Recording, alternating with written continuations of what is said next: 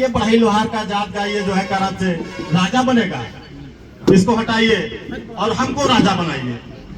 और खुद कुछ लोगों को, पुरोहितों को, पंडितों को बुला करके अपना राज तिलक करा बैठते हैं। और जब वहां से हमारे बल्लम बढ़ई साहब लखनऊ से लौट करके आते हैं तो देखते हैं कि ये खुद राजा बन बैठा। उसके बाद हमारे बल्लम बढ़ई साहब को ये बरियार सिंह कैद कर लेते हैं और कैद करने के बाद सब परिवार इनको मौत के घाट उतार देते हैं। उसके बाद जब लखनऊ के नवाब को ये पता चलता है कि हमारे मित्र रहे बल्लम बढ़ई को मौत के घाट उतार दिया गया, तो अपनी सेना को लेकर के लखनऊ से बलरामपुर में चढ़ाई कर देते हैं। जब बलरामपुर में चढ़ाई करते हैं साथियों, तो युद्ध होता है और युद्ध में बरियार साहब हार जाते हैं और भाग करके अलग छिप जाते हैं। बाद में साधु का भेष बना करके घूमते हैं। उसके बाद एक धरसवा नाम आपने गांव सुना है जो श्रावस्ती जनपद में पड़ता है, वहां एक पतुरियों का वो गांव ही है, तो वहां एक पतुरिया थी। उसने बरियार सिंह साहब को देखा तो पहचान गई कि ये बल्लम बढ़ई के सेनापति थे, बाद में राजा हो गए। तो उसने कहा कि मैं आपको पहचान गई, आप बरियार सिंह साहब है, राजा है, मैं आपको पहचान गई हूं और मैं आपको चाहूं तो बलरामपुर का राजपाट फिर से आपको दिला दूंगी। तो उन्होंने कहा कैसे? तो कहा मेरी एक शर्त है कि आप मुझसे शादी कर लीजिए, मुझसे शादी कर लीजिए और मैं आपको दिलवा दूंगी। आप सभी लोगों को इतना तो ज्ञात होगा कि बरियार सिंह साहब धरसवा गांव में काफी समय तक रहे, धरसवा गांव में काफी समय तक रहे, ये चर्चा में भी जानते लोग हैं। उसके बाद उन्होंने शादी कर लिया। फिर वो लखनऊ के नवाब के पास जब गई तो उसका नृत्य बड़ा अच्छा था, नाचने गाने में उस्ताद थी, नाच गाना दिखा करके और नवाब को खुश कर लिया। नवाब ने कहा मांगो, क्या मांगना चाहती है?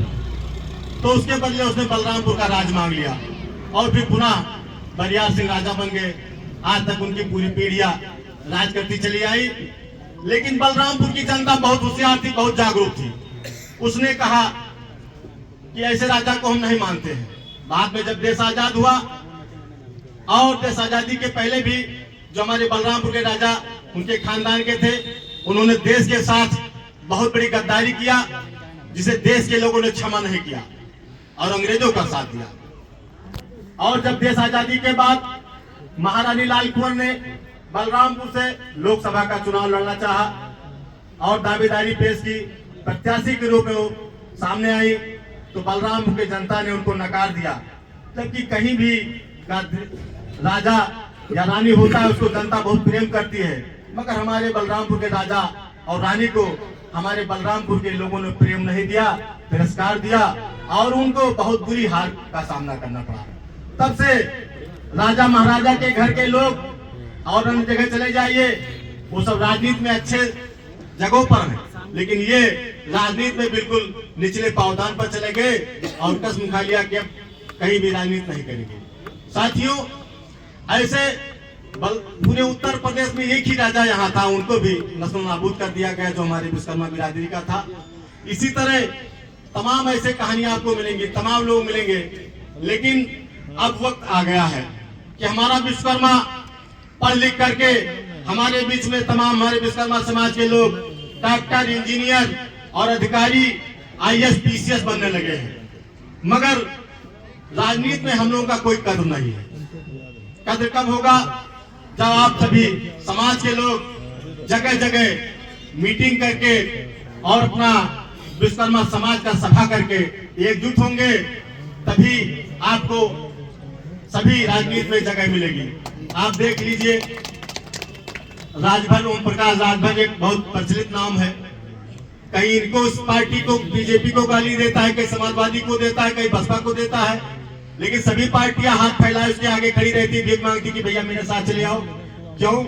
उसके पास जनाधार है, निषाद बिरादरी का, राजभर बिरादरी का जनाधार है, इसलिए सभी पार्टी के लोग उसको हाथ फैलाए मांगने खड़े रहते, चाहे जिसको गाली दे, चाहे जिसको जो कहे, सब क्षमा कर देते हैं कि भैया आ जाओ, तुम मेरे साथ आ जाओगे तो मेरा वोट का परसेंटेज हर जनपद में बढ़ जाएगा। ऐसे साथियों, आप विश्वकर्मा समाज के लोगों से मैं निवेदन करता हूं कि अपने घर से कम एक एक नेता पैदा करिए। जैसे पहले कहावत में था कि एक राम दशरथ का बेटा, एक राम घर घर में लेटा। जब तक आजकल सभी हमारे विश्वकर्मा समाज के घर में एक नेता नहीं होगा, तब तक हमारा कहीं समाज में इज्जत सम्मान नहीं मिलेगा।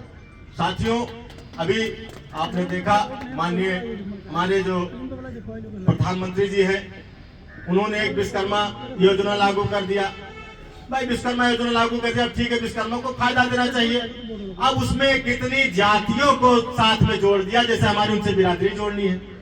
अब वो योजना का लाभ तो हमारे विश्वकर्मा बिरादरी के लोग 10% में नहीं पाते। मैं गारंटी के साथ इधर समाज के बीच में कह देना चाहता हूँ, 10% हमारा विश्वकर्मा नहीं पाता है।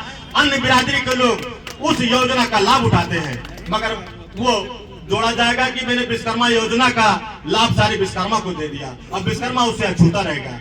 तो ऐसे हमारे बीच में जो माननीय विधायक जी बैठे हैं, मैं चाहूंगा कि आपकी आवाज अगर ऊपर तक कहीं जाए तो इस बात को कहिए कि विश्वकर्मा को इसमें बड़ा खेद है, बड़ा दुख है कि हमारे नाम पर सभी जातियों को फर्जी लाभ दिया जा रहा है, मगर विश्वकर्मा जाति को कोई लाभ नहीं दिया जा रहा है। साथियों, इसलिए मैं आपकी बात माननीय विधायक जी से कह करके आगे बढ़ाने का काम करना चाहता हूं, और आप लोग भी इस बात को चर्चा में लाइए।